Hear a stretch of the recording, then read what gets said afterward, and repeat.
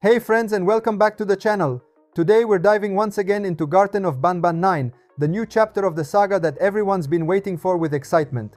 The official title, as we know, is Last Ticket to the Abyss, and that tells us we're getting closer than ever to the darkest and most mysterious part of the Garten, the Abyss. But what's really hiding down there? What terrifying secrets and unknown creatures are waiting for us? And most importantly, who will we meet in this new chapter? Will they be friendly characters ready to help us, or new enemies even scarier than the ones we've faced so far? In this video, we're going to analyze everything we know about the Abyss, connecting all the details that the Euphoric brothers have left us in the previous chapters, and we'll try to come up with new theories about what could happen in Chapter 9. But that's not all. I'll also tell you about a mysterious new character that some theories suggest might be hiding deep down in the Abyss. So get ready, because today we're going deep into the Garten's darkest depths, where light doesn't reach, and every sound could mean only one thing: something is watching us.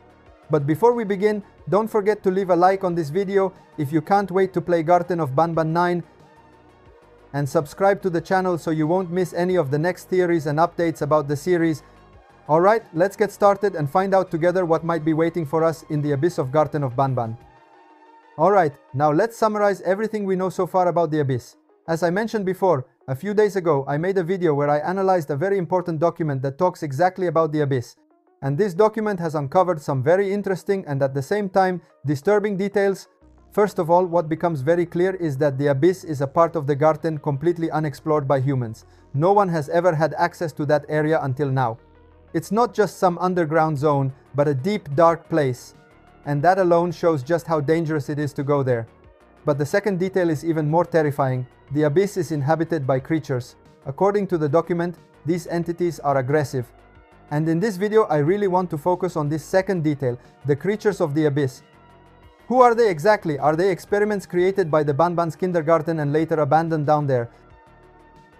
Or could they be original life forms that have always existed in the depths, long before anyone ever discovered that place? Luckily, we already have a few solid clues that allow us to form some theories. In particular, there seem to be two creatures we might already have evidence for. One of them has already been mentioned and partially confirmed in previous chapters, and we already met him. The other one, however, might be a newer discovery, connected to a few hints hidden in Chapter 8, in particular in the secret room of Chapter 8. Soon, we'll analyze all these details together, and I'll show you which two main creatures we might encounter deep within the Abyss of Garten of Banban 9. So, let's start with the first character. Now let's start talking about the first character from the Abyss. A figure that every Garten of Banban fan already knows very well. This isn't a new face at all, but someone we've already encountered, or better said, someone we've seen from afar. I'm talking about Zulfios.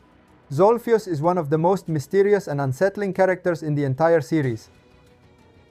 His first appearance dates back to Chapter 2, and even then he immediately caught everyone's attention because of his monstrous appearance. He has always watched us from a distance, without interactions. The only time he ever interacted with us was in Chapter 3, when he unexpectedly said just one short but meaningful phrase, "Lo siento," which means "I'm sorry" in Spanish. This small moment caused a huge debate among fans, because it revealed something deeper about him. Despite his monstrous appearance, Zulfios might not be an enemy.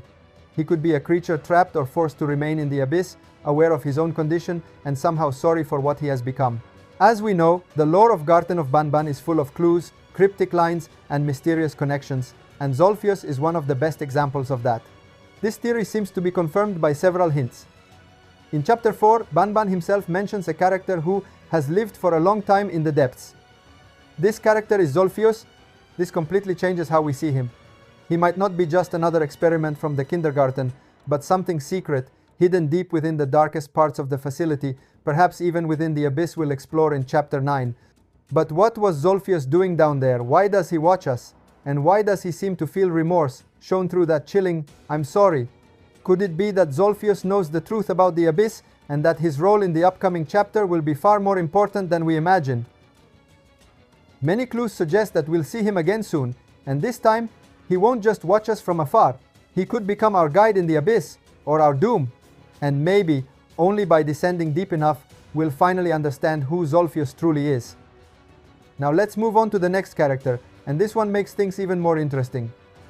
The character we're talking about is the Stalker, the main mascot of Chapter 5. Even though Chapter 5 hasn't been released yet, we already know who the main mascot will be, because the game has been available for pre-registration on Steam since 2023. Just from the name, the Stalker, we can already guess a lot about his nature. Stalker means someone who follows you, who watches you from the shadows. It's a name that instantly gives off a sense of unease, as if this creature is always there, lurking nearby, even when you can't see it. And that, combined with the theme of the abyss, opens the door to some really fascinating theories. Visually, the Stalker looks very similar to many of the Givanium creatures, for example the Givanium citizens. However, there's one major difference. The Stalker has the nose.